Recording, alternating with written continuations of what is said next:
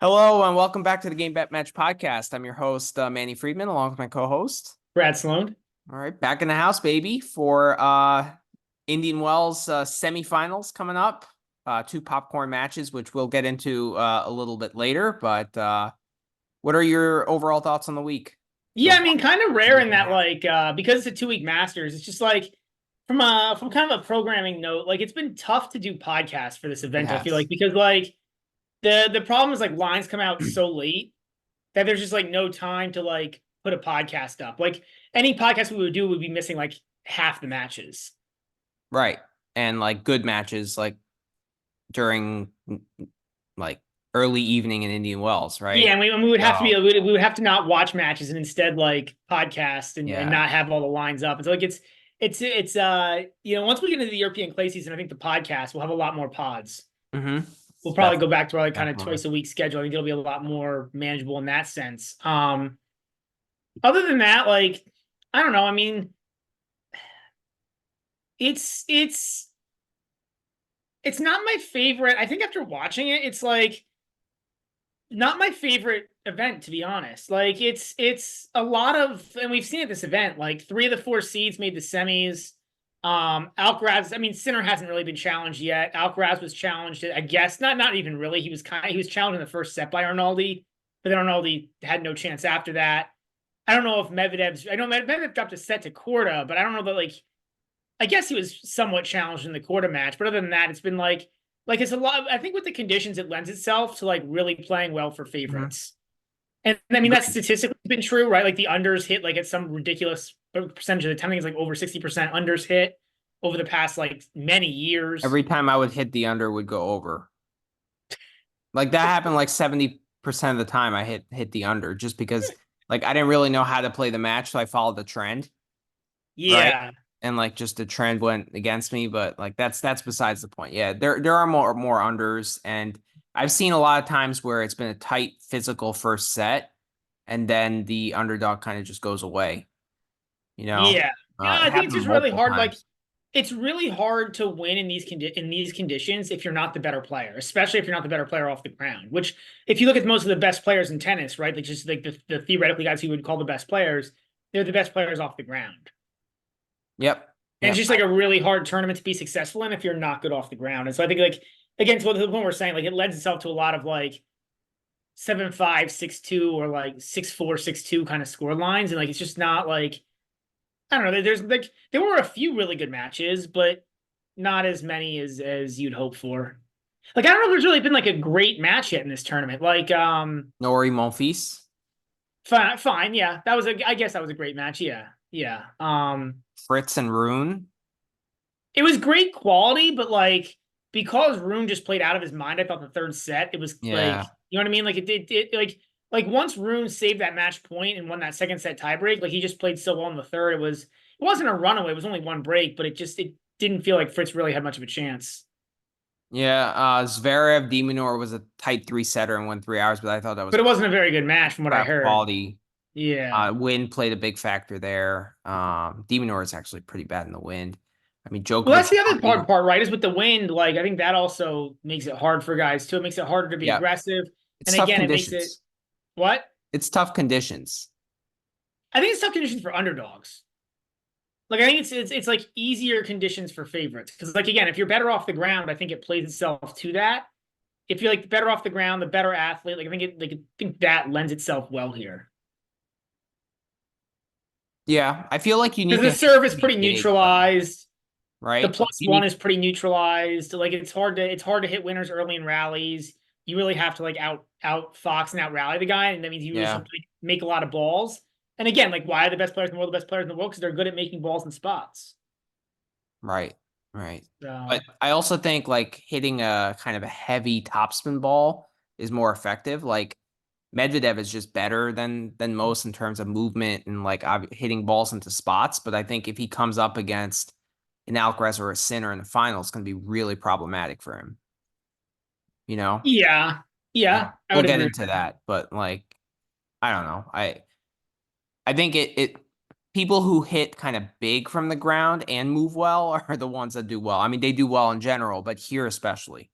Right, but that's the point, You know? right? So it lends itself. So you Yeah. end up seeing most of the best players do really well here, and like I don't know, it's not as fun. Like it's. I guess it's kind of cool to see because you want to see the best players win. Like that's a good Yeah. thing for the sport. But it's also not as much as pure fun as some of like the 500s and 250s when you have like more kind of like random upsets. Yeah. I'll agree with that. I agree with that. So let's just go into like some individual players and get like we obviously have to discuss certain topics. Yeah, I Uh mean I think Djokovic is probably the start, right? That's yeah, probably the we gotta best place to start there. start. We have to start there. Um, I mean, so not been a good year so far for Djokovic. I No, it mean, has making the not. semis is fine, but he wasn't particularly excited at the Australian Open, and then he came here and had pretty bad tournament. Losing a set to Nardi's not good. Losing a set to Vukic isn't good. And then But or I losing the guess match losing to Nardi, he outright lost two to sets to Nardi. Nardi. He didn't even lose one set. He Yeah, lost two I sets to know. Nardi. So losing a set to Vukic and two sets to Nardi's, those are challenger guys really. So yeah, I mean it's not good. I mean it's really like I think low we have to level. talk about like Djokovic in Australia. Like he was actually quite bad. Like we were all like, "Oh, Dino Prismic is like the next big player," and like who was it? Popperin, like No, he took a Popper set. had a chance to go up 2 sets to 1. No, Djokovic was not good in Australia. He Yeah, was he good for wasn't one good match when he beat Manarino down, love in three. easily, and everyone thought he was back. But like even the Fritz match, even in the first two sets, it was like kind of iffy, like Yeah.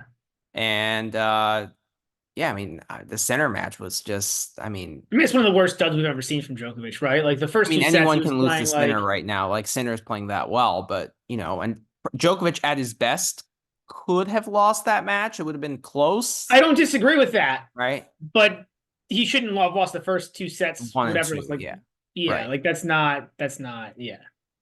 But there was some reports from Serbian news that like he's not feeling as motivated. Like his mindset is not into tennis. He withdrew from Miami next week. Something is Well, I going on. think it's interesting that he's only played that the only two events he's played so far are well, he played United Cup, Australian Well, he Open, and lost to Indian Wells, Demonor right? there. What? He lost to Demonor there. Yeah, but he only played. But he's only. I'm saying the fact he's only played 3 events. Like usually he would play Dubai or something. Right, Like he's a part-time player, but he's usually not this part-time. right, right. So And I don't not know. playing Miami, which I think is interesting. Like it's. I actually think the scheduling is more interesting. I'll be interested to see like how many play tournaments he plays. Because usually he plays a pretty extensive play schedule. I'll be interested to see how much he plays. But he cited that he needs some rest. I mean, he just took off 6 weeks after Australia. Like, what do you need rest for? Like, unless he's injured. So I don't know. It feels like it is But tennis. I don't know, man. Like you've always talked about how Djokovic usually plays up his injuries. Yeah, I mean, but that's leading into a slam or something. I've never seen him this kind of. I wouldn't say disinterested, but like I feel like he's lacking that motivation. It feels, you know? Yeah, I mean yeah. That's what's interesting about it, right? Like when we saw him really struggle in the clay season last year, before right until the French, when we saw him really struggle in the clay season last year, like it was clear he was hurt. Like he had the elbow sleeve on, like I don't know. It was, I thought it was pretty clear. Like he wasn't serving properly. Like Mhm. I thought it was pretty clear that like something was physically wrong and he needed to like heal. This feels more like to your point. It could just be like mental fatigue. Yeah, or just pure motivation when you've accomplished everything that you can in the sport, right? Like, and then some, you know, obviously his primary focus probably is the Olympics now, right? I was Like, gonna say that too. How much of this is like if he were to win the Olympics, what more would there be left to really do? Like I don't know if and I also wonder like this is a really weird narrative to get into, and I doubt it's really the case, but I wonder how much of like Federer being obviously done, Murray being done. I mean, Murray's done. Like he basically said he's going to retire in a few months. mhm. Um, Nadal. I mean, Nadal's the next guy to talk about, even though he didn't play, he withdrew. I don't see Nadal. I mean, this Nadal comeback has not been a rousing success. No, it's all about the clay for him. And then if he feels, good. He'll play the French Open, and then, who knows, maybe the Olympics, right? But like probably not even the Olympics, because it's a different qualifying system, right? He doesn't get to use that protected ranking. Yeah, I don't know if he does or not. I don't know what the rules are for that. I don't know, but he might be able to play doubles or something. But I mean, with Djokovic, I, I haven't seen him look like this since the elbow injury in 2016, right? Yeah, yeah. When he was losing And to when he was like Istomin and Cecchinato, and yeah, exactly. Yeah. And then I also think the fact that he lost in Australia and he didn't have that chance of, having that calendar slam or whatever that is, that he's been so close to multiple times now. Like, I think that also probably lowered his motivation, like, I can't accomplish that, right? Something I haven't done. I mean, maybe it's also. I You know? mean, but you bring up a good point. Like for Djokovic at this point, it's only slams. Right? Like nobody actually cares. No, like nobody's gonna look back on this in 6 weeks, and even in 6 weeks, we won't remember he lost to Luca Nardi. Like we might in the way we remember he like lost to Vesely at like Monte Carlo or whatever. But like it's gonna go to that level of being like a ha ha Yeah. ha. Like Djokovic lost to this dude at this tournament. Like that's kind of funny, right? Like it's not gonna be anything that like the only thing at this point that we'll get remembered about Djokovic's career is how many slams he wins. So it could be Mhm. that too, that he just like Yeah, this but that part of being the said, like, even if we don't believe in those narratives, like, he shouldn't be losing to Luca Nardi. Like, he should be able to beat Luca Nardi on one leg. Like, that's how good Djokovic is. And I think his level has regressed to the point where he's going to have to take these matches seriously. You know, I don't know. I don't like what I'm seeing heading into the French Open, or like into the clay court swing. Like, he has to kind of find that motivation again and find that drive again to have that success and potentially win Roland Garros. That's what I'm saying. And I don't know if he can find it that quickly. That's my point. yeah, I mean, ironically, like you would think you could find that more easily than like coming across a physical injury, right? Which either you're going to recover from it or not. But yeah, I mean, it's concerning. Like the level has been low now, and the fact that his level was pretty low during a slam is probably the most concerning thing, right? Because like again, like if he loses a Masters 1000 match, like nobody's Yeah. gonna care, right? Like he's playing for 8 weeks a year, but the fact that he struggled pretty mightily in 2 of those 8 weeks is concerning. And there might have been other reasons for it, but I would definitely say I'm pretty He will I be don't a know, like fade for at me some in point, right? Like at some point also, like to your point before, like at some point you just run out of run out of like mental energy or whatever. And so, we'll see. But it'll be the problem is it's so tough because like again, like nothing matters for him except the slam. So like he had a terrible run up in the clay season last year and it meant nothing. right, right. But that being said, we can bet on all those matches, right? So from a betting perspective, I'm probably going to fade him at Monte Carlo and, kind of wherever he plays Yeah, prior to the you French. kind of hope he gets the Alcaraz treatment, that you actually get the chance to do it, but Mhm. yeah. Yeah, well, we'll see how much. I'm curious to see how much the books adjust to this.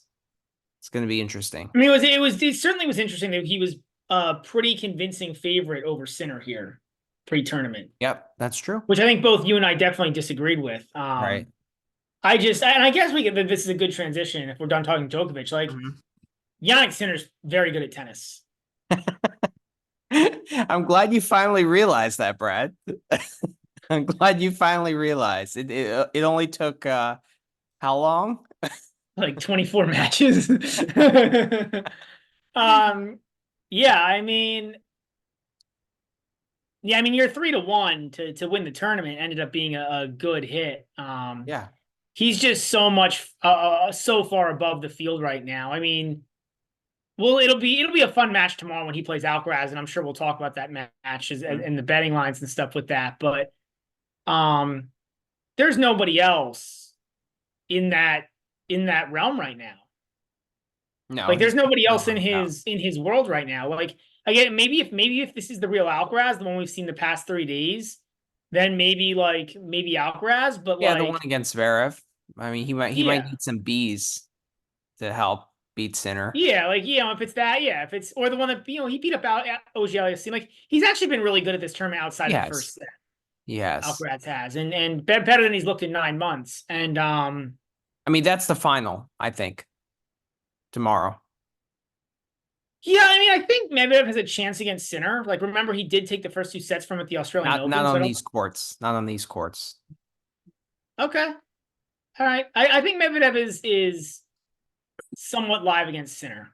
I'll say that. Like, I think he's. I'm not going to say he should be a favorite, but I think he's somewhat live. I'll be interested to see what the line is there.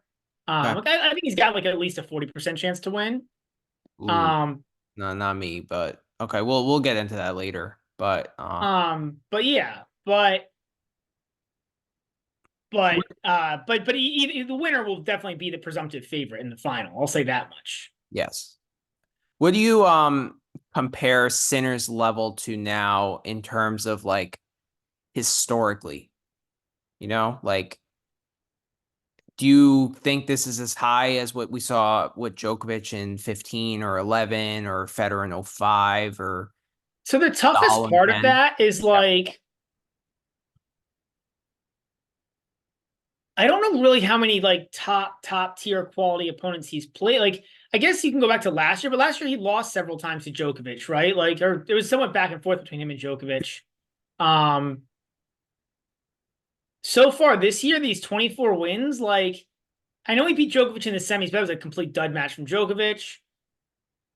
He came back from 269 down against Medvedev in the final. Medvedev played 80 million hours on court. Like there hasn't been like in terms of he's very good at tennis, right? I just said that, but like there hasn't been that like quote unquote signature win yet, right? That like a signature win against a top guy playing at his best. Okay.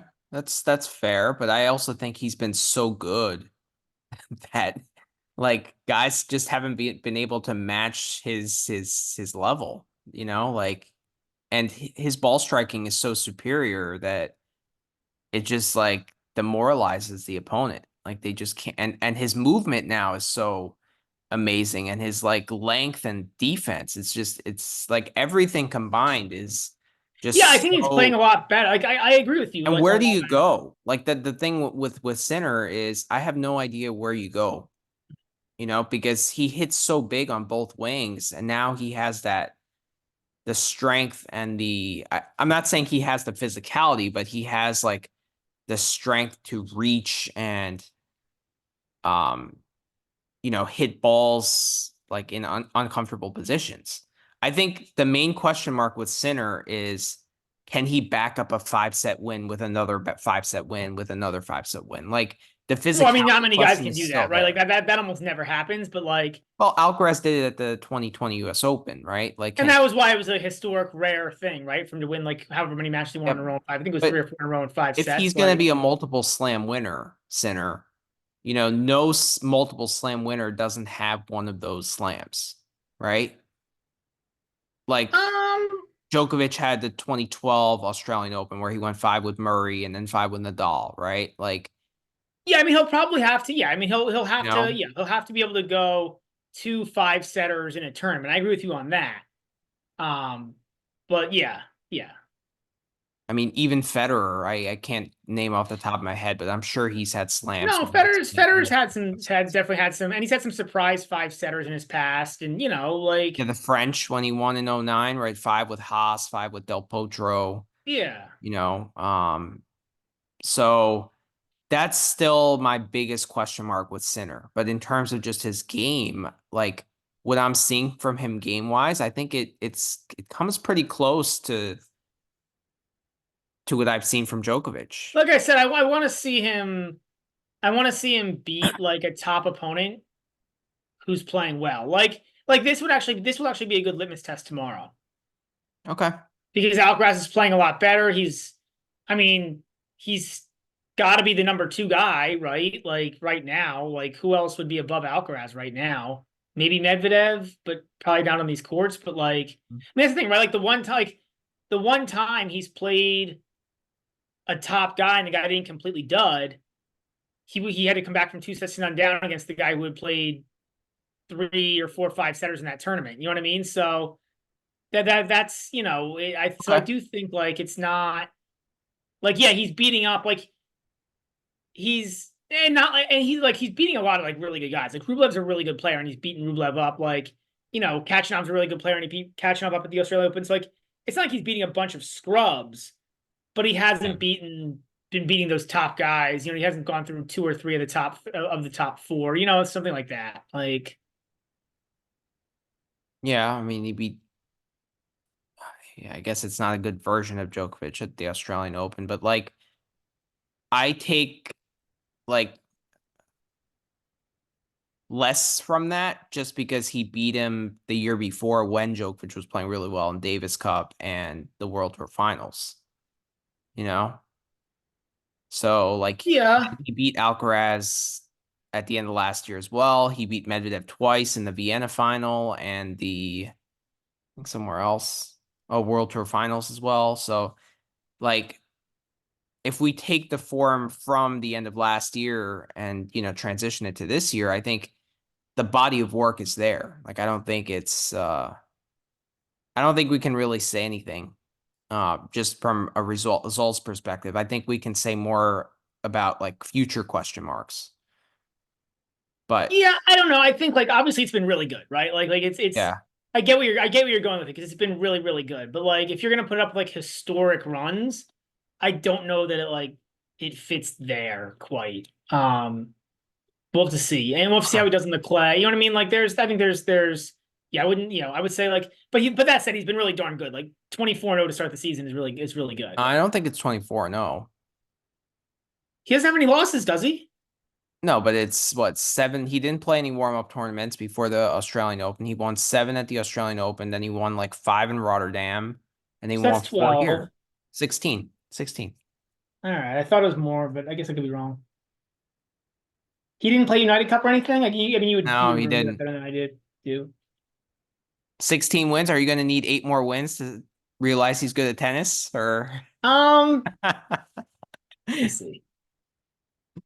if he wins the Sunshine Double, though, that will like I mean, I we think could this talk match. I more. actually think this match is pretty relevant tomorrow because this is like a. This is probably. I mean, this is probably the number 2 guy in the world. You can make an argument for Medvedev, but this is probably the number 2 guy in the world right now on one of his best surfaces. I don't know if this or clay would be better for Alcaraz. It's I pretty think close. this court and Madrid are the two best courts for him in the world. Okay. Um. Yeah. So. Yeah. Um. I get it. Like We'll see. I think. Yeah. I mean, I think. But then anyway, in any case, this would be a top guy on one of his best courts, certainly, and when he's had shown a good run of form, at least at this tournament. So that would be, and with no like reason to doubt him coming in. So I Hmm. think the combination of those things like that makes this a pretty big match tomorrow. Yeah, I agree with that. Like this is a match where he's not. I mean, from a betting perspective, we'll get into it further, but he's not a. I mean, it's pretty close to a pick. It's not a pick, but it's pretty close to a pick.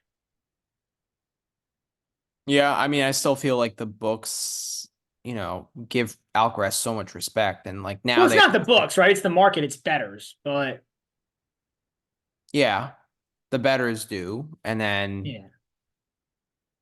I just think like now obviously Sinner is getting all the betters' attention, right? So I mean, I think he's a small favorite, rightfully so, but I mean, we'll get into it, but I actually think it's getting to the point where there's value on Sinner, Okay. but yeah, we'll see. I mean, Alcaraz, I mean, he started losing the first set to Arnaldi, and then he has looked incredible since, I guess, right? This looked Yeah, pretty. and I kind of excuse like the law losing the first set of the tournament because like again, it's like different conditions. Like I Hmm. don't know, a lot of guys struggle the first sets of tournaments. Right. Um, and the fact that he's looked so good since then, I think is and again, like with Alcaraz also like not the best of competition, although beating Zverev down 3-1 is pretty impressive. But even Zverev, like Zverev, I don't think this is his best court, but but still, like he's beating the guys in front of him, right? Like, what more And can he do? Marzan, FA. I mean, yeah, I mean that's who you expect kind of in these draws, right? Like maybe a slightly tougher match than Marajan, but you know, Yeah. he has the talent to win a couple matches No, here. I So, mean, look, it's like it's not Alcaraz's fault, right? Like, it's. yeah. Let's talk about some of the other guys. Yuri Lehechka. I mean, I think he is who he is. He's gonna have good days and bad days. Yeah, And I he's think Rublev's probably a good matchup for him because he's going to get pace and it's going to be a little bit more of a hitting contest, right. which is probably good for Lechka. He's not, I think he's like that's probably when he's at his best is when he gets to be in a hitting I agree with that. contest. Yeah. So like, I think it's interesting, but I don't know. Like I mean, look, he had a great run to start the year. What tournament did he win? He won a tournament to start the year, didn't he? Yeah, he won Brisbane, one of them, Brisbane, Auckland, which Adelaide. one? Adelaide. He won one of those tournaments. Um, Yeah, as usual, got it right. It was Adelaide, but he won. So Adelaide. like, good. Lechka's good, but like Yeah. he's prone Bad to, Lechka's really bad too. and he's Right. prone to bad performances. Yeah, I think it's just his style, right? Like that ultra aggressive, like kind of ball smacking style. Unless you're really, really good at it, can lead to problems. And we've seen that Rublev has had to pay his dues with that style, and it was only really until like end of 2022, beginning of 2023, where he's like consistently won 250s and made, quarters of slams and stuff, right? Like it took Rublev a while. Like he used to be a fade for me early in tournaments, especially, against like Yeah, your guys. But like, I mean, Rublev has really turned that around. And that's where I feel like I am with Lechka now, right? Like, can he turn that corner? yeah, And that's I going to be agree. the hardest thing, right? Like Rublev, actually, it's a pretty similar career trajectory because like Rublev, if you remember, like in 2017, he made quarters of the US Open, lost to Nadal. Lechka had that last year against Tsitsipas. All Yeah, right. It's just this kind of big game that just catches people by surprise. And then like now he's a well, let's name. catch people People by know who surprise, he sir. Right? is. Like if he plays well, he's gonna do really well, right? He Like is. good Lehechka is gonna be really good. Bad Lehechka's Yeah. gonna be bad. Like Right. makes him a really tough guy to bet. It does. But I mean, I think the matchup against Tsitsipas, I think that was it's a good matchup for him, right? Yeah, I mean, I agree. I think he got good matchups during this run. Like, I think that was a big part of it. Like, Rublev and Tsitsipas. Yeah, those are good. because Rublev, it's a hitting contest. Tsitsipas, he can rush the backhand. Like, Like if he had to play Monterino and Monfils, probably be more problematic. yeah, I think Monterino is hard to say. Monfils, I think definitely. Yeah. I'm not saying Monterino wouldn't be. It's just I feel like everybody gets Monterino until I see them play Monterino. I have a hard time judging. Yeah, that's true. Um, I think we got to talk a little bit about Tiafoe just because of like how pathetic he's been. I don't know, man. Like, yeah, if the standard is top 10 to top 20 player, which it probably should be, then yeah, he's been poor. But I think he's looked better the past couple months than he did the months before that. I'm saying nothing positive about Francis Tiafoe right now. He looks atrocious. I mean, Totally I atrocious. think here's I, my take. I think the end of last year, like post US Open, he looked like he was borderline not even an ATP Tour player. And I think so far, the first 3 months of this year, he's looked like ATP Tour caliber. Not the Tiafoe that we would expect, but like somebody who's like, in the 40 to 50 range. Like he beat Korch at the Australian Open. He got a couple wins in Delray Beach. Like so far on the year, he's above 500. I'm looking it up now. Yeah, so far on the year, he's 6-5. Like again, like by the Tiafoe standard, that's not good. I get it. But it's not as terrible as the end of last year. Like I think I don't know, there's like I don't think this is rock, but I think rock bottom was the end of last year when he was, getting beaten almost every match and could barely win a match. I think after US Open last year, he won like one or two has he won matches. back-to-back matches this year? Yes. Delray Beach. He beat Kaboli and Albot. Again, so like it depends. It depends what the like. So I agree with you. Like he's not being good by the TFO standard, but like he's he's like an average ATP Tour player, which again, that's not the standard. Like he's not the guy who made the semis of the U.S. Open a couple years ago, but like it's Yeah, he's better than it still living was. off the fame of that. Like that's his like, calling card for his career. Like because he Yeah, I mean, made look, but semis like and Michelle Obama was in the stands. Like he's like, post U.S. thinks Open he's last year, amazing. he was 3-7, including a match against Dan Evans where he was down 4-1, and Evans, I think, like wrecked his ankle up pretty bad. It was ankle or foot or something. So really, it was 2-7. Now, like this year so far, he's 6-5. So like that's better. I get it. It's not like the TFO standard of top 20. I'm not arguing he is, but like To me, from the eye test though, he looks like, first of all, heavier and he looks slower.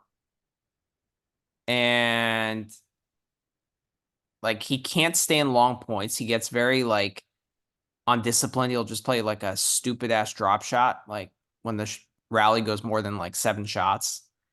yeah, Like again, if you're comparing him to the TFO that was Pete TFO, he looks significantly worse. Like no debate. The only thing I'm debating is like, is he playing at like a top 50 ATP level? I think so. I don't That's my think so. point. I think he's like top 70, top 80 kind of Six and six caliber and right five, now. man. All That's right, not bad on we'll the ATP see. tour. We'll see. Okay, if he wins more than 2 rounds in Miami, I owe you dinner. I'm not taking that bet. Like I don't think Okay. he's gonna. I mean, like no, because like I don't think he's good enough to win like 2 rounds. Like that would be like a top 30 player. Like like I think the question is, can he win 1 round in Miami? Like I'm not. that's Oh, okay. Well, he's not going to get a buy. Well, he's going to get a buy. He's still seeded. So he would yeah. have to win the second round and third round. Well, I didn't say you have to buy me dinner. So you're just putting out a free bet. I mean, yeah, if it's a free bet with nothing to lose, I'll take it. Sure. Like that's like that's if I'm getting like plus 10,000, I'll take it. Yeah, sure. Like uh, all right. Well, we'll make some kind of bet with like Tiafoe. I think like at times, like this year so far, his energy level has looked like up and down. Like his energy level looked like he I play don't that way. think it Like has anything to do with energy. I think it has to do more with his game and like his fitness and everything else now. Like I don't know. just having high energy is not going to win him matches. Like he's seen plenty Oh energy no, I disagree. I mean, he beat Wells. like again, like I'm not saying this is like a top tier win, but the Albot win was like basically purely fueled by like energy and getting the crowd behind him. So like it has some meaning. Like it's a start. That's my point. Is like it's a start. It's better than where it was three months Okay. ago. Like there's a long way to go, but it's a start. To me, pure fade. Pure fade. I don't know, man. You're gonna be losing those. You're gonna be losing 6 out of 11, 6-5. I might not fade him like in terms of money line, but like over games or like, I can't just like back Tiafoe to win. And I'm not backing Tiafoe anymore on underdog spots anymore until he shows me something else. Like even plus 250 against like a Sissipas or a a Lechka or I don't know, even a Bublik. Like I mean, I hell think no. I would take him at plus. You would never get plus 250 against Lechka, but if you could find a plus 250 against Lechka, I think I would take Tiafoe there. Like No, I would Lechka can not. be pretty bad. Like you would just be betting on bad Lechka, but So if he played Dimitrov now, what would you put the odds at?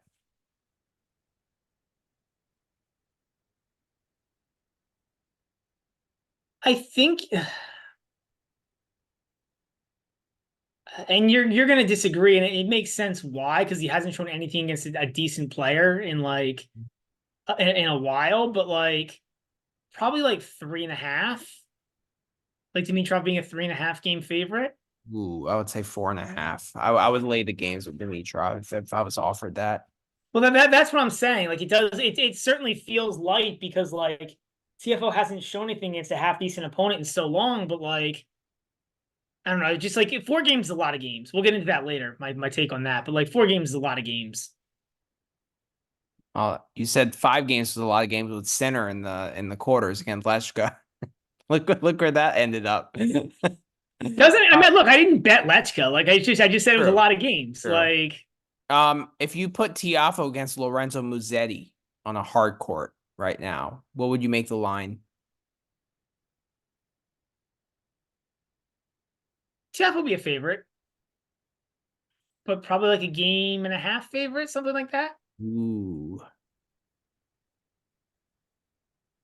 Maybe 2 if it's in the US.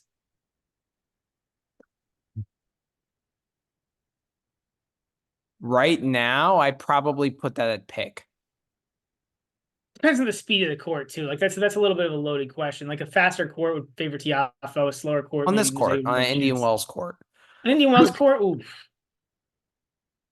Well, given that it's in the US and Tiafoe will get a little crowd support, probably Tiafoe minus like Tiafoe's a 1 to 1.5 game favorite. Okay. I would take Musetti there. But Huh. yeah. All right. Let's talk a little bit about Casper Ruud. I feel like he's just kind of been flying under the radar during this little I stretch. mean, I'm gonna like this is it's all about court speed with Casper Ruud.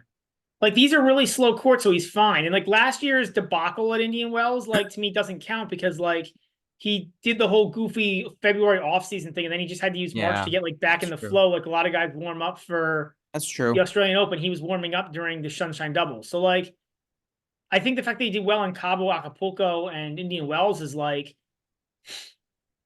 what I would expect. Like 3 slow hard courts, and like he's gonna be good in like slow hard courts. And like I think I want to see him on like the step up for him would be to do it on like a faster, lower bouncing court. Because I think for him, like it's not that he can't move. Like some guys can't move on hard court. I think he Mm-hmm. moves okay on hard court. He It's does. just that the topspin forehand doesn't get so much more work.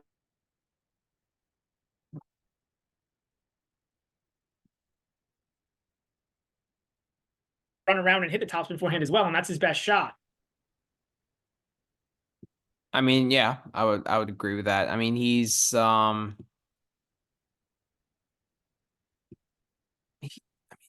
he's shown that he could do it at the US Open. Um, yeah, I don't there's not That's much one more for me to tournament though. add Like what there. else, where else have we seen him be good on like a faster hard court? Yeah, we haven't. And then that backhand is a liability when it's rushed. It's Yeah, I it's mean a I think backhand's liability. liability pretty much all the time. To be honest, like Yeah.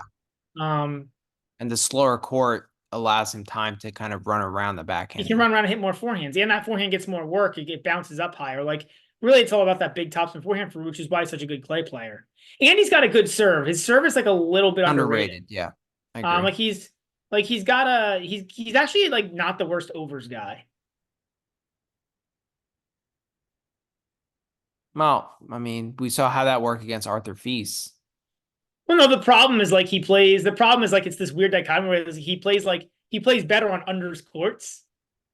Yeah, Like courts like Indian Wells that are like really good unders courts. He plays better on, but like his game style lends him to be more of an overs guy. But then he struggles on like faster courts. It's a weird thing. right. Yeah, he went over 3 out of the 4 matches this week against Klein, um, Monfils, and Paul. Yeah, So yeah, he is actually a decent over guy. Sneaky over guy. I think you just forget like he actually does have a pretty good serve. I agree. I agree with that. Yeah. Demonor. I don't know. I think these courts are actually not that good for him. Well, I mean, I don't think he's a very good slow court player in general.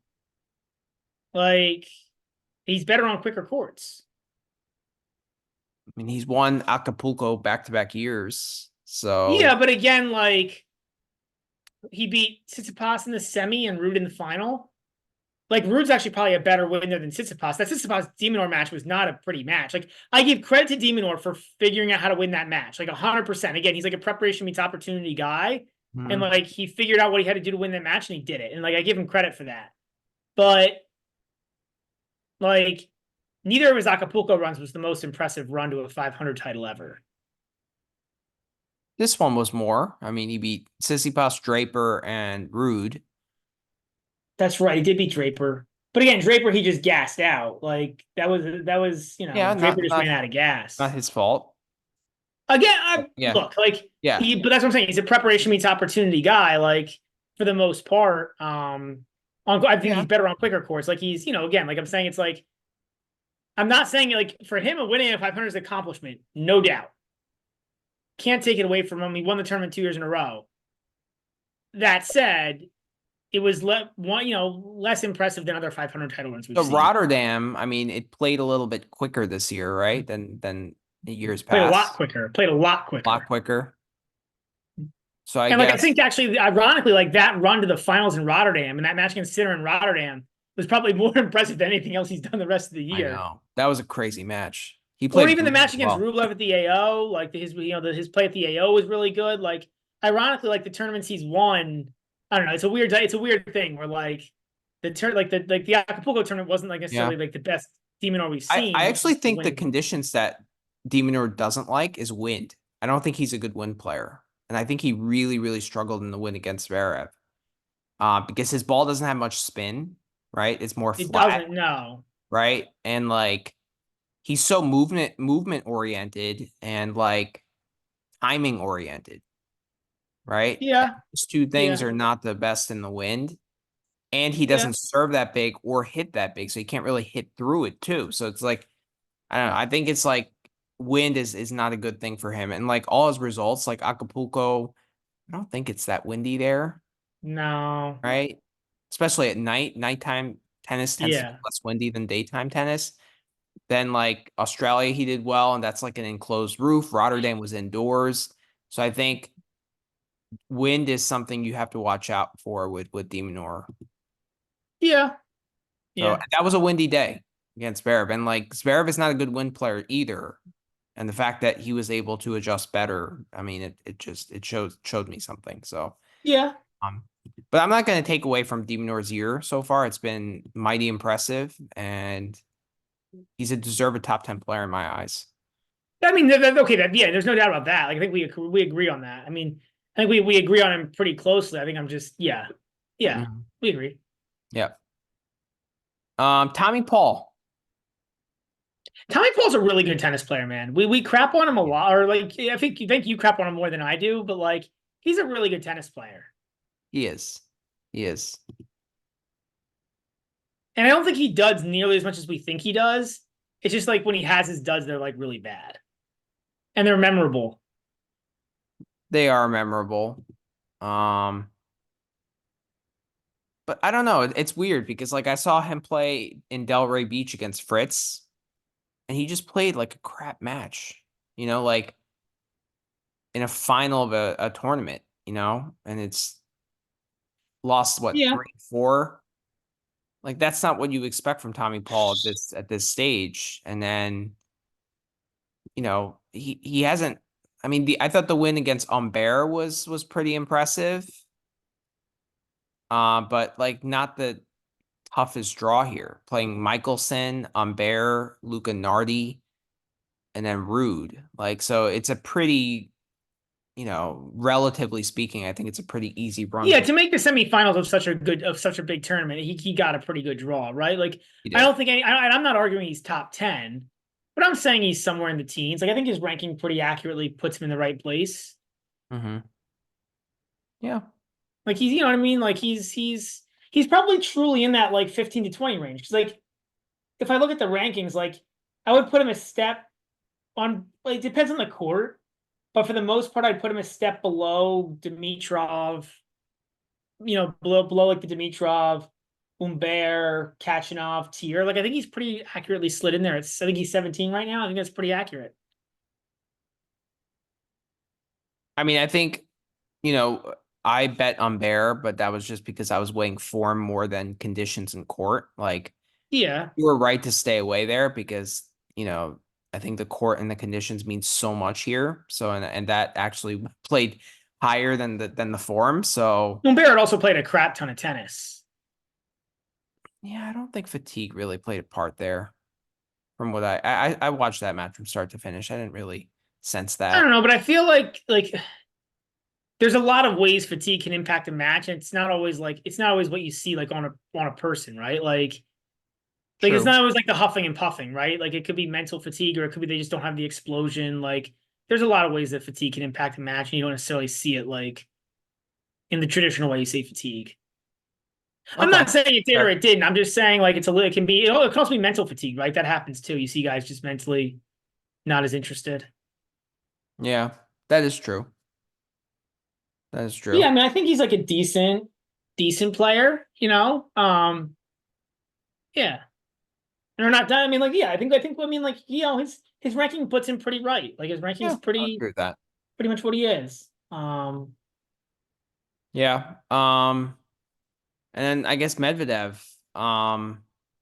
We talked about him a little bit before the pod. I think he deserves more credit than he gets.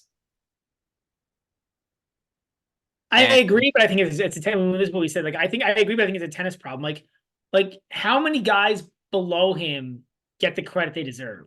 Like we talked about this with Baez 2 weeks ago, right? Like, and obviously Medvedev is miles above Baez. So this isn't saying that Medvedev and Baez are the same player, but like, I just think that tennis does a really poor job of marketing like more than like four or five guys at a I think time. Shelton gets more credit than Medvedev. I don't know if he gets more credit. I don't think there's a lot of people out there saying that Shelton's a better player than Medvedev. I just think he gets more fans because he's a more fun game style. I think I don't know. Maybe it's because I'm a total tennis junkie, but like I think Medvedev is very entertaining to watch. I would take him over watching Lechka bash balls any day of the week and twice on Sunday.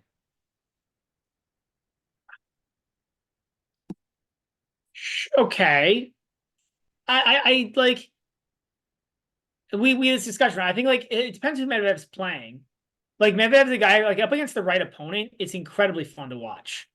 If he's up against the wrong opponent, it's like not as fun.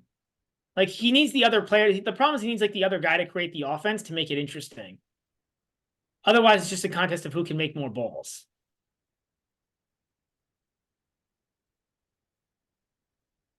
Now, But against most top guys, he gets that. Like most top guys give him that just by nature of like they're good players because they're able to play offense. mhm. So like most of the top guys give him that. So usually it's pretty exciting when he plays top guys. But I don't know. Like there are times, and I think that's like when he gets like we've talked about him getting like kind of bored, and I think that's sometimes why he gets kind of bored is because like if the other guy's not giving him offense, like he doesn't get the opportunity like to create. You know.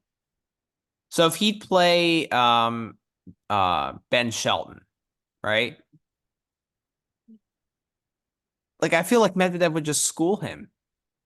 Right, well, this isn't saying anything about Medvedev as a player, right? Yeah. And like, look, like the job of a tennis player is to win tennis matches. So, like, good for him that he's doing what he's doing. Like this is not a criticism of Daniil Medvedev.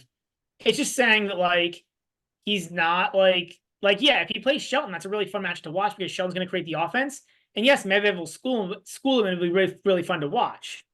But like he's like the again like the we were talking about this before like the the corollary is like a defensive minded boxer, and there's plenty of defensive minded boxers out there. Like Mayweather's the most famous, who like against the right opponent can look really good, like counterpunching, but against the wrong opponent, it just ends up being like two guys standing there throwing a jab every few seconds, and like if Right. Medvedev's up against the wrong guy, that's what it is. Like that's why we love seeing Medvedev play like Fritz and Djokovic and Sinner and like other top guys because like they do stuff to like create those interesting situations.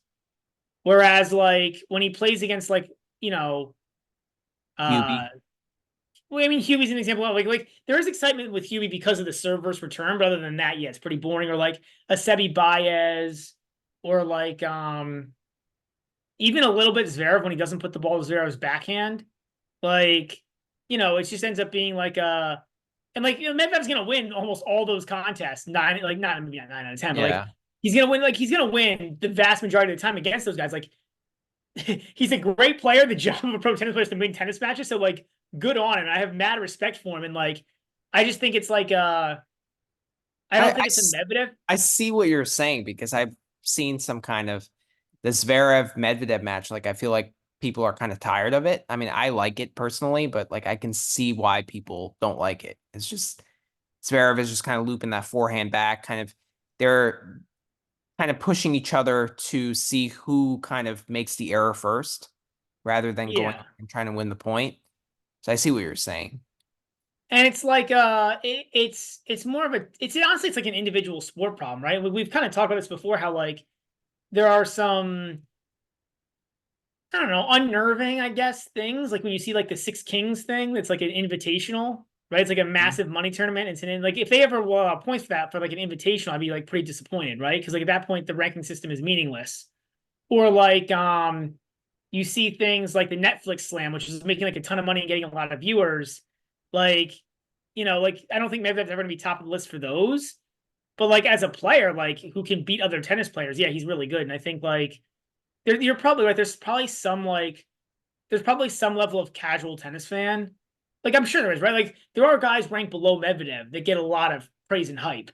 But I think it's a tennis issue that there's like a few guys who, like if you're not Novak Djokovic, you're like you have to create your own hype through like being exciting and interesting. Mhm. Well, I want to credit Andy Roddick on his Serve podcast, on this new Serve podcast. He said that, Medvedev deserves way more respect than he gets. And like anyone who says that he's like not amazing because it's not an aesthetically pleasing form of tennis, like they know nothing about the sport. So And that's fine if you're saying that he's not good. Like yeah, I guess that's fine. That's fine. But I think there's other players that fit into that bucket too. okay. Yeah, I mean we're Like not Rublev deserves more respect than he gets, right? I would say. okay. Um, yeah, Kachanov, I mean, ironically all the Russians, but like, you could probably go down the list of the ATP rankings and like find a lot of guys who don't get the respect they Yeah, deserve. probably Demon or two, right? It's another guy. Yeah. So, yeah. But Medvedev's in the semis on a court that he seems to have embraced more this year than last year. Um, but I guess he's not like as actively creating beefs with the court. I don't know. Like he's I creating think beef with Holger. he's just been better, right? Like he's just like he hasn't been losing sets, and so he's been like he lose one set, right? He lost a set early. Oh, he lost a set to quarter. Porto. But like other than that, and even then he got into some like beef, right? Didn't he get into some beef with the about something during the quarter match? Mm, I he swear was there was just, I something. think he was just venting after he lost the second set. Well, I mean, I think a lot of times he's just saying stuff to say stuff, right? Right. Like I think it's, Yeah. like he's. I don't think a lot of times he's as like angry as he puts off, but like it's like I think he's just like playing like he's winning, and when he's winning sets, he tends to be pretty like Yeah. fine. Yeah. I mean, he likes to I he likes to guess create beef. what? He likes to create beef with someone for, Well, but I think it's more like guys who he knows he can create beef with. Like Holger Rune is a perfect example. Like if you create beef, like Holger Rune will take the beef. but sometimes he also likes creating beef with the umpire just to That's like true. That's entertain true. himself That's because he true. gets bored, right? Yeah, I As think you so. said, Yeah, I yeah. think he actually does get bored. But I think it happens against guys again where like he can't like he doesn't get a chance to show off like his Right. defense, and where his game style just ends up being like this like monotonous like kind of rallying. Yeah, that's true. Like I actually think he's actually kind of like alluded to it where like he'd like to be like a different player than what he is, but he just like the skills he has are the skills he has. And he knows that, right? Like he said that the reason why he doesn't stand right on the baseline to return serve is because he's not capable of doing that with, he doesn't have good enough hand-eye coordination. Although he's done it a few times now. He started to kind of do as a little bit of a Just mix-up like as tactic a to changeup succeed. because no one expects it. Yeah, But yeah. did you see the thing yesterday with the beef? You saw obviously the when Brune tried to hit him And then like, he did this thing with the, Yeah, eyes, right? But did you see the thing where he was imitating the shorts, I saw that. Yeah, right? Where he yeah, like pulled the shorts up? yeah. Like, oh, that's just great. All right, before we get into the preview of the semis, we got to talk about the bees. Is that the most bizarre thing you've ever seen on a tennis court? No, because we saw like last year, like Marrakech, the court got flooded. They couldn't play for like a day or two or Yeah, whatever, but right? Because they forgot to do this, the tarps properly. Like, I don't know if it's the most bizarre thing. Like, there's a lot of bizarre occurrences that occur on the tour. Like, maybe for a major event, didn't the stadium broke at the French Open several years back? Like, that was pretty bizarre. So yeah, like a piece of the roof came that oh yeah, something like that. Yeah. yeah. So like, Yeah. there's definitely been some like random weird occurrences, right? Like, it's not.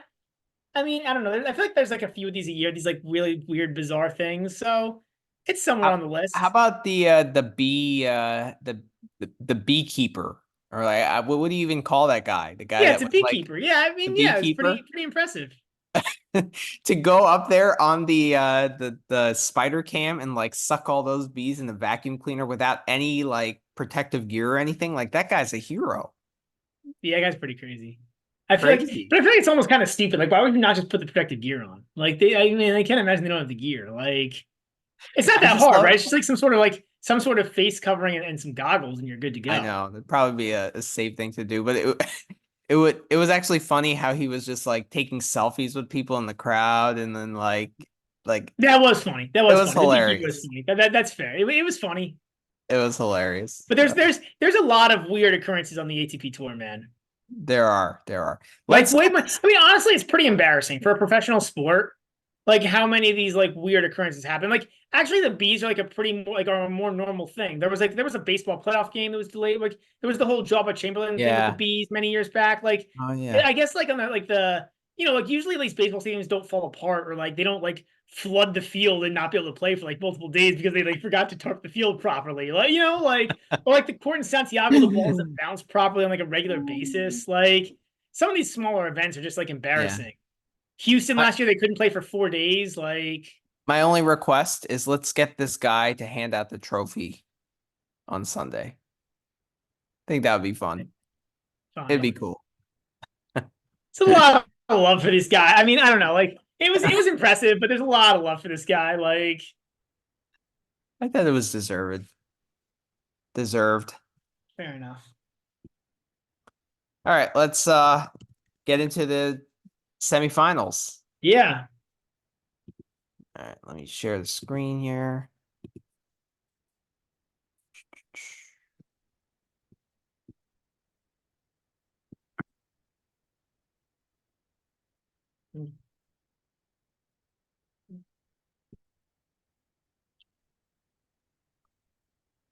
Mhm. Mm.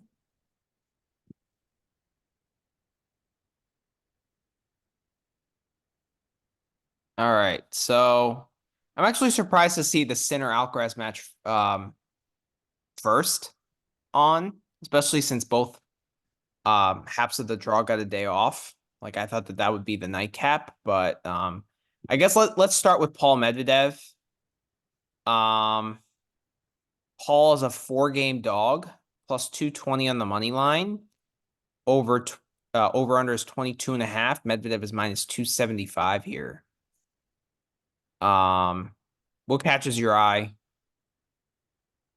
I kind of want to back Paul in some way here. I'm about to win the match, but like, and I know it's a slow court, but like 4 games feels like a lot of games, man. I just don't know. Like, I don't know that like these guys are 4 games different. Like, I don't know. That's kind of my take here. Like I think now Medvedev has owned Paul. They've played twice. Mm-hmm. Once on clay though, and then once pretty recently where Paul owned him like where he owned Paul like 2-1. But I think that was just more of a dud from Tommy. Um, but I don't know. I don't know that I believe in Tommy Paul winning the match. I just think like, but he's Tommy Paul's beaten Alcaraz once. I mean I think he's got a couple other decent wins to his name too. Um, like I think he's like somewhat live here. Now the money line's giving him a 30% chance of winning. Actually, probably a little worse, but like but I think that's probably pretty close to zero value, but I don't hate the idea. What I was looking at here was 3 sets at plus 150. Okay. Because I feel like if Paul comes out and plays aggressive the way he's played against Alcaraz in the past, I mean, Medvedev's beatable. Like, he doesn't play like crazy offense. So, like, if you play really well, you can hit winners and beat him if you hit 2 or 3 great shots in a row. Like, he's a beatable Problem player. is, I don't know if Paul creates enough offense. He did against Alcaraz in Toronto. But I feel like Alcaraz gives you more misses, right?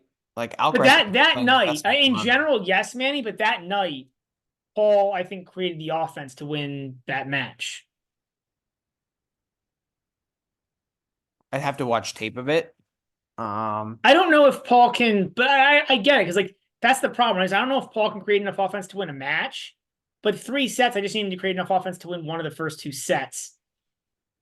I don't think it's more than 50% likely, certainly, but I only have to hit that 40% of the time for it to be break even.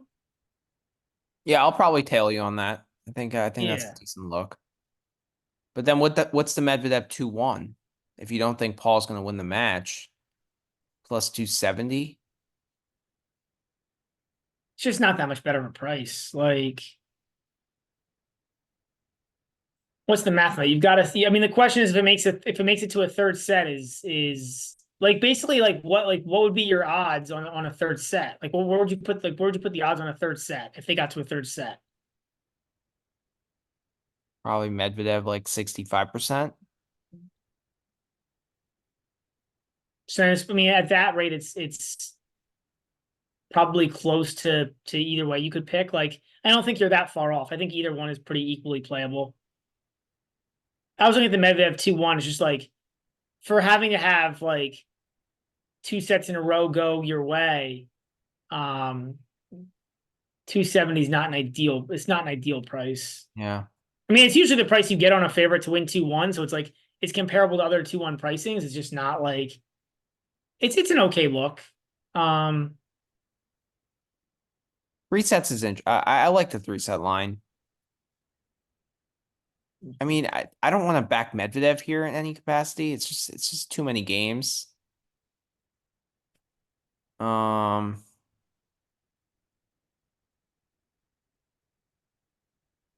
I mean, Tommy's gonna have the crowd. yeah, I don't think it really matters. It's not. It might matter for Tommy. It won't matter for Daniil. It might matter for Tommy. You like over 9.5 in the first set? Not particularly. Not here.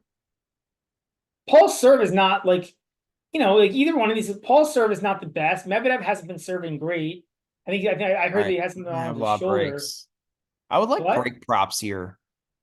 I mean, I think like both players to break in the first set's interesting. I have to look at I'm gonna that. I'm That gonna could be play that. interesting. That's a nice play. Um,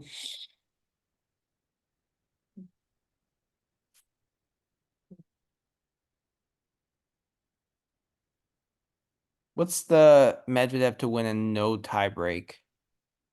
oh, it should be worse than 275. I think it's tiebreak in the match is like plus 165. Oh, minus Minus 110. 110. Ooh. That's not terrible.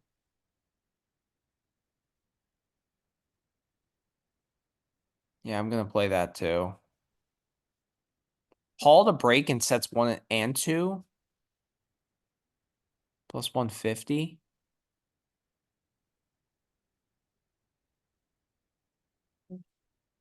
Yeah, What's I don't know. what is both players to break in both sets 1 and sets 2? Do they have that? I don't know if they do. They should, but I don't know if they do. Because I'd hit that. Uh, Maybe have to win 6-4. I mean, I know we were just saying to back Paul, but at plus 280, Medvedev 6x is not bad either. what was that? Medvedev to win and go under 12.5 games Mm-hmm. is plus 280. I don't think it's a bad look. Like, I know we just said we want to back Tommy, we want to back 3 sets, but if Tommy's a little off, That could easily come in. Yeah, It came in against Rune. that could come in. See, you don't expect Medvedev to be off, but like you could see Paul just be totally off, and then all these bets become problematic. That's why I like hedging with the Medvedev to win and no tiebreak, just in case you get. Well, that's why if you're gonna do that, I almost prefer the hedging with the 6-0, the 6-4 or better in both sets. Hmm.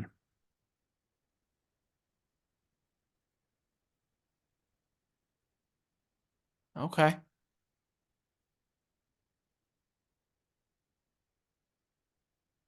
But then with Medvedev to win and no tiebreak, you could cash the 3-set bet too.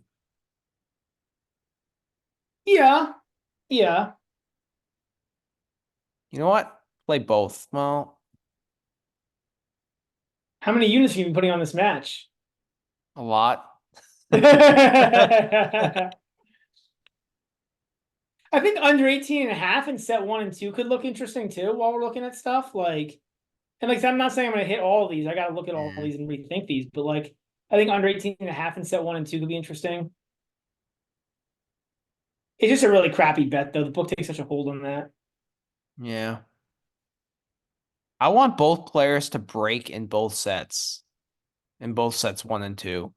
I would hit that. If I can get like 400 plus 400 on that, I would get that. I would take that. Because I do think there are going to be a lot of breaks here. Yeah, I want to see break props. I don't know if they'll come up with them, but I want to see break props here. Yeah.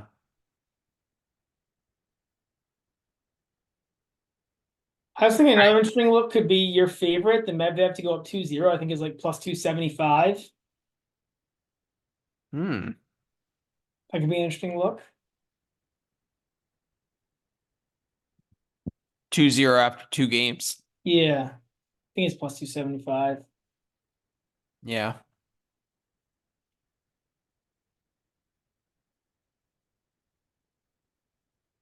Yeah, I'm gonna stay away there.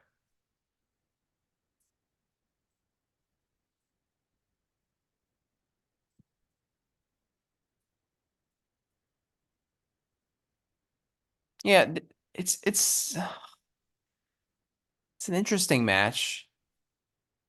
But it's kind of like besides breaks being prevalent here, I still kind of find it kind of tricky to read. Like I want to back Paul in some capacity, but then like the Paul dud is in play here, where he just can't find a way through, and then he just gets Yeah, what's frustrated. the weather? What are the weather Right. conditions Good question. I mean, this tomorrow? is the later match, so it's around what 2, 3 o'clock. I mean, they say 3, but I would guess it's gonna be more like 4. Yeah. It's 3 if the Sinner and Alcaraz finish up in an hour 20. I would bet the over on that time. Oh, it's not that windy. 1 to 5 mile per hours with gusts up to 13, and it's like cloudy. And cool.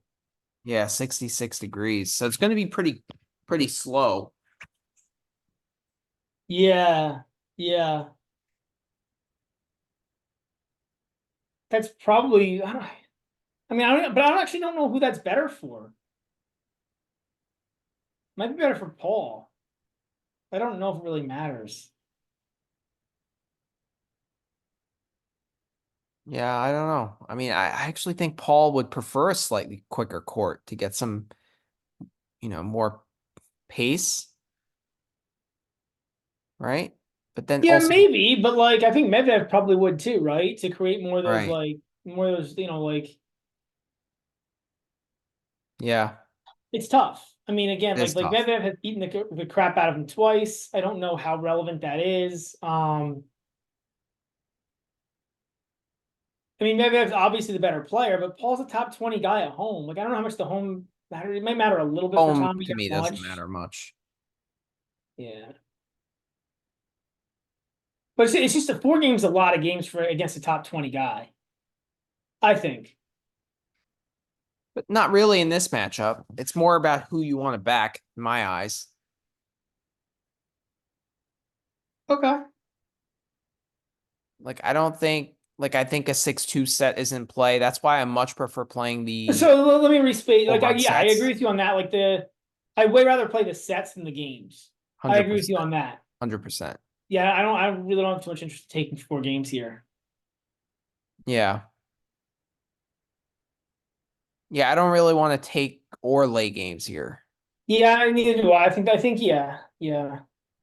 If gun to my head, I'd rather lay than take here. But all right, so I think I'm going to play Medvedev to win and no tiebreak. I'm going to play both players to break serve in the first set.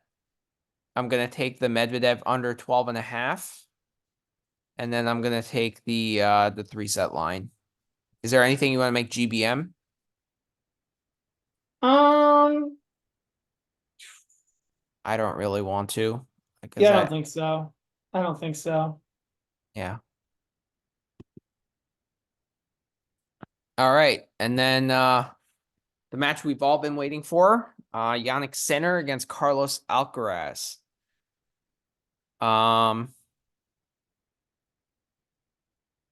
Sinner is a 1-game favorite, minus 125 on the money line. Alcaraz is plus 105. This moved from what, plus 130 at opening to plus It opened 105? at plus 130. Something like that. Okay. And the over-under is 23. What catches your eye here?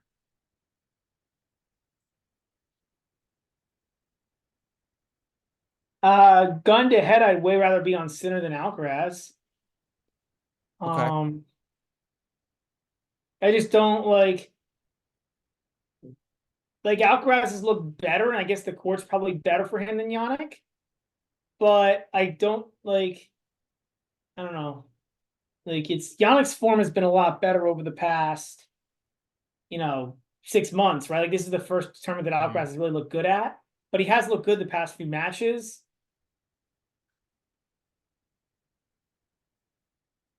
Tough one to bet, man. It's a tough one to like. I feel like the other match is easier to read in the sense that like I can see getting behind a Paul. I can see getting behind Paul to win a set there more easily than I can feel like I can read this match. I don't know. I mean, these guys have played a lot. There's been a lot of good matches. Um, I don't think the head to head really means a whole lot here. No. Um, So I think I have quite a few thoughts. I thought the line with Sinner minus 150 and Alcaraz minus one and plus 130, like where it opened, was the perfect line. Like I think that that's based on their form, based on what we've seen Sinner this year. I think that would be the appropriate line. So like now that the line has moved in Alcaraz's favor, I feel like there's actually value on Sinner here at minus 125 to hit that. Um, that being said, it's still kind of a juice line, and I don't really like hitting those. So I'm gonna lean playing the over 23 or the 3 sets here. Um, I think if it goes 3, I think Sinner has an edge there. I think he's been in better form. He's a more confident guy, and I think that might come into play here. And like if you look at their head to head, Sinner's won a lot of 3-set matches. He won one in Umag in the final. He won Miami last year. I think there are a couple more. yeah, I mean, you could always go the other way with that too and say that I think if you look at the service points one, return points one, I think Alcaraz has the edge in their head to head, or at least their last 4 to 5 head to head. I think it's not a huge, it's like a 103.97 edge, I want to say. Um, Something like that. So you go the other way with it too. Um, yeah, I like I said, gun to head, I'd rather be on Sinner. It might be a little bit plus EV. So yeah, I guess I agree with you. I thought when it was in that like plus 15 minus 140 range, I thought that was probably a better line. So we're maybe like 10 cents difference, but we're pretty close on this in terms of who we think is gonna win. Hmm. Um, I don't know that I necessarily have much of an opinion on the over versus the under. 23 games is pretty high for this event, but you know why? Because there's such a high chance of it going 3 sets. Yeah. Um,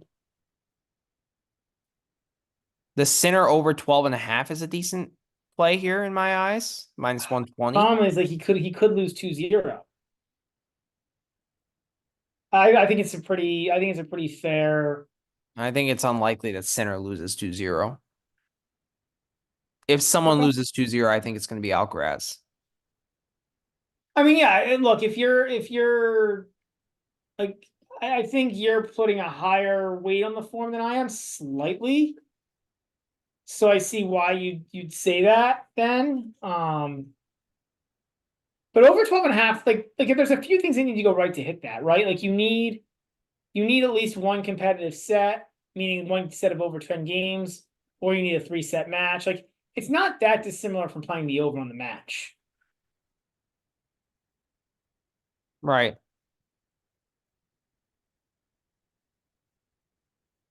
Yeah, but there have been some lopsided sets. Like when they played last year in Beijing, it was 7-6, 6-1. Yeah, that was not this level form of Alcaraz.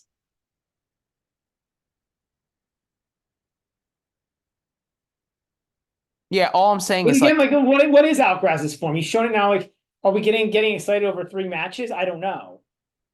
So what I'm saying is that like, whenever they play the 2 out of 3 set match, the winner in this head to head has gone over 12.5 every time. okay. So I think, But how often has the loser gone over? Right? Because you're basically getting the same line for that in the money line. true. And like there could be a lopsided set, and then it gets, I mean, from experience, like it gets pretty hard to hit that over 12 and a half if you lose a lopsided set. Right. The loser has never done it. Yeah. So Once actually yeah. in last year in Miami, Alcaraz barely got it. So But I think it's interesting. Um,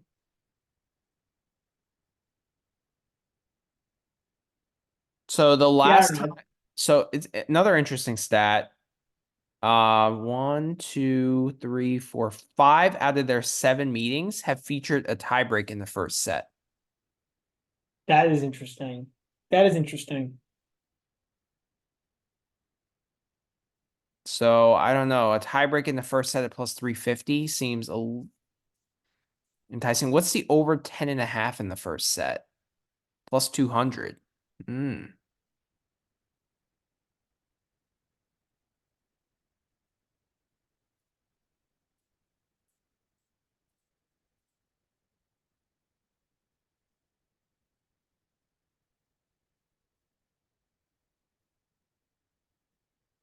I kind of like that. The over 10.5 at plus 200. I don't know, man. I don't know. Like, it's a weird thing that when you guys have played each other, they've played so many long first sets. They don't feel like that's a motif for either of them as individuals. Yeah, but I feel like this is a big match for both guys. I think there's going to be a feeling out process for both guys. And that usually lends itself to having a 2-all, 3-all kind of, you know, start. There's obviously a trend there. Yeah, they're head to head.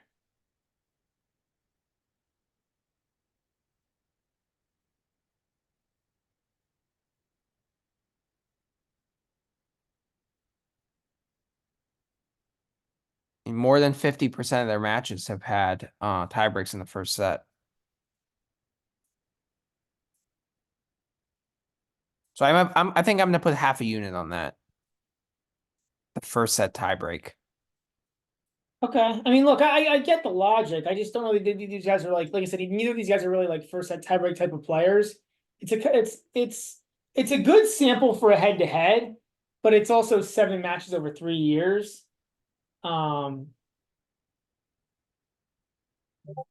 yeah, I don't know.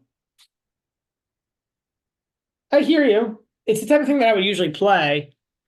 I don't know if I'm going to back it here. Okay. Any props? No, man. Like,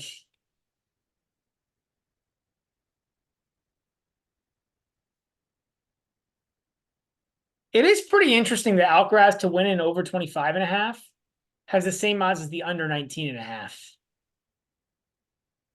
Hmm. That is interesting. Because I feel like if I had to pick between those two lines, I feel like I'd go with the 3-set line more often than I go with an under 19.5 in this match. But like, I do think it's going to be a good match.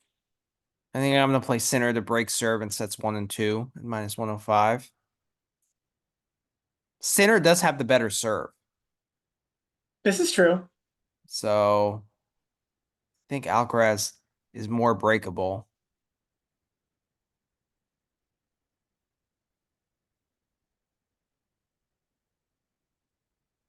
I mean, that's a really good price, actually. Sinner to win the match in over 19.5 games at +150.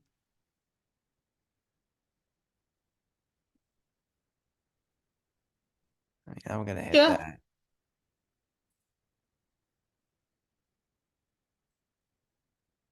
I would rather hit that than the 3-set line at +125.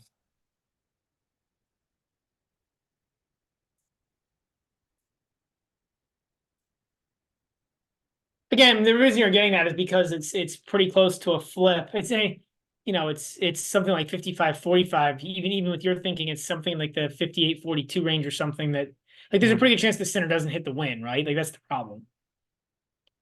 Right, right. But I'd be very surprised if it goes under 19.5. I would too. So I would too.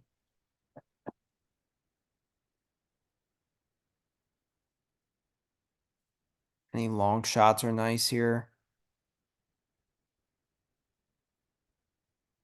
Um,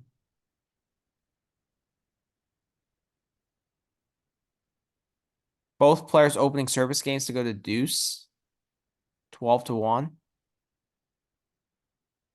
Where's that at? 12-1. Both players opening service games to go to deuce. Every match you kind of get that similar thing. It's usually right around that. It's just like Yeah. it's just like the math behind it usually isn't great. Yeah, that's true.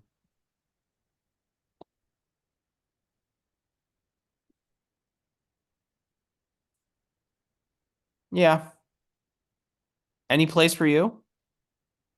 I don't think so. I mean, like looking at it offhand, I don't hate the idea of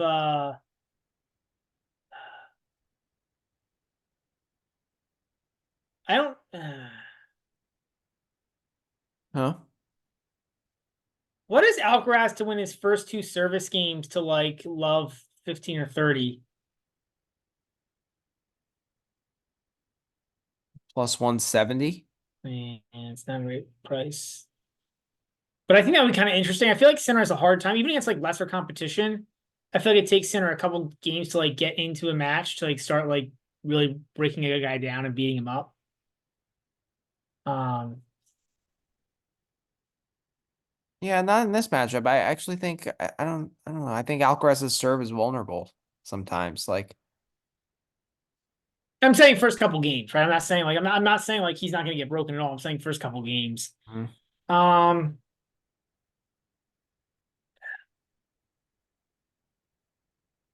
I don't know, man. It's a tough match. Yeah, it's tough. It's tough. Yeah, I think it's. I mean, I might probably the most likely thing for me to play honestly ends up being the center money line at the -125. I may Yeah. end up getting on that. I'm pretty close to hitting that at this point. If it goes down to -120, I'll definitely we can make that GBM. Yeah, yeah. But I don't know. I like this center to win and over 19 and a half plus 150 better right now.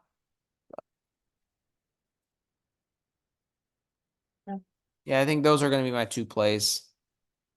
Center to break in sets 1 and 2, and center to win the match and over 19 and a half. Makes sense. Where's do they have both players to break in the first set plus 135.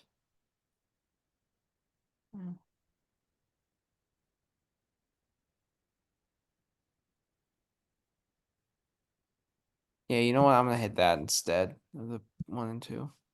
And then I have half a unit on the first set tiebreak as well. Okay. So all right. So that does it. So my plays are gonna be in the Medvedev Paul match. It's gonna be both players to break in sets 1. In set 1, Medvedev to win. What was it? Oh, and I think no tiebreak in the match. Yeah. Medvedev to win and under 12 and a half games. And then Probably gonna tail you on all on the those two in the three set line. I'll in the probably three tail set all. line. Okay. Yeah. And then I have the tiebreak in the first set in the Alcaraz Sinner. That's Sinner a to good look, win. Manny, by the way. Like regardless of how that hits, it is a very interesting look. I like the take on that. I like the creativity there. Which one? It's the tiebreak in the first set on Sinner Alcaraz. I'm not tailing it, and I argued. I told you why, but Mhm. I like the creativity. I like the take. Okay. Sounds good. Yeah. And then Sinner to win in over 19 and a half. And then both players to break in sets 1. So set 1. So all right, popcorn tennis. It's gonna be I can't wait It for should the be it Alcaraz should be two Sinner. really fun matches. Everything else aside. So Right. Just from a tennis perspective. yeah. But and then I mean Sinner versus Alcaraz, or I'm sorry, Sinner versus Medvedev. I think Sinner has a probably 65% chance of winning. And I'm gonna say pretty similar with Alcaraz, to be honest, on this court.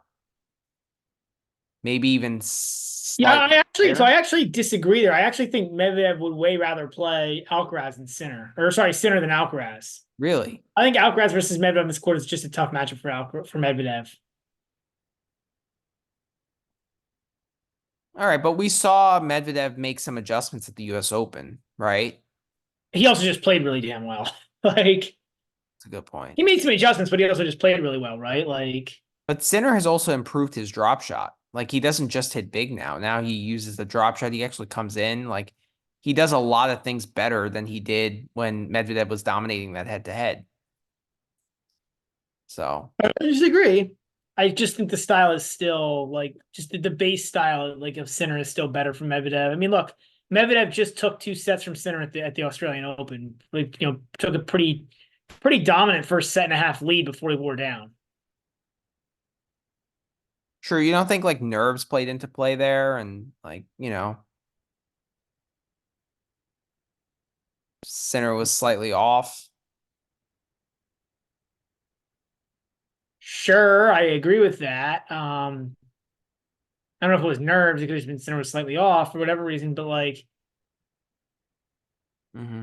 Yeah, I don't but I he don't did. like I don't like but I also like on the other side, like Medvedev had played like 20 hours of tennis, in that Right. tournament. Like it was, like it was a pretty impressive feat to get the first 2 sets. So I don't know. Like again, it's a fun match because I think it does depend on like how much you weight the different factors. And both guys, I think, will be substantial favorites against Paul. I think Paul would rather play Alcaraz than Sinner. Probably all true, but I mean honestly, both guys are gonna be massive favorite against Paul. Either guy's probably. I mean, look, if Medvedev's 4 against Paul, either of these guys is at least 4.5, right? If not more. If Medvedev is 4, these guys would probably have to be 5 at the minimum. Otherwise, it just wouldn't make sense. Yeah, probably five, 4.5, right? five, somewhere in there. It's just Yeah. like those games are really key games, right? It's like you don't True. you usually don't see like Sinner was five against Lehechka. Like Paul's a much better player than Lehechka. Oh, 100%. 100%. So then it shouldn't be five. It should be like four. I think 4.5 would be the right Four line and a there. half. But that still is a pretty big line for a Masters final. Yeah. That's if Paul makes it, which is obviously there's a lot there left there to go. Yeah, for sure. For sure. Disappointing that our futures plays missed out. Or actually, you're 3-1 on Sinner still in play. That's still in play. Our GBM plays have been terrible, to be honest. It's Yeah, it's been rough. Like we're down like 25 units for the year, and like I feel like we're hitting way more of our single bets than our GBM plays, and it's I just know it's frustrating. frustrating. But still a lot of the season left, right? Well, we'll try to turn it around. Yeah, So yeah. I mean, yeah, it is what it is. But yep. all right, everyone. So have a good night, and we'll be back to probably preview Miami, right? Yeah, probably like Monday or Tuesday night. Sounds good. Sounds good. All right. All See right, ya. everyone. Take care. Have a good night.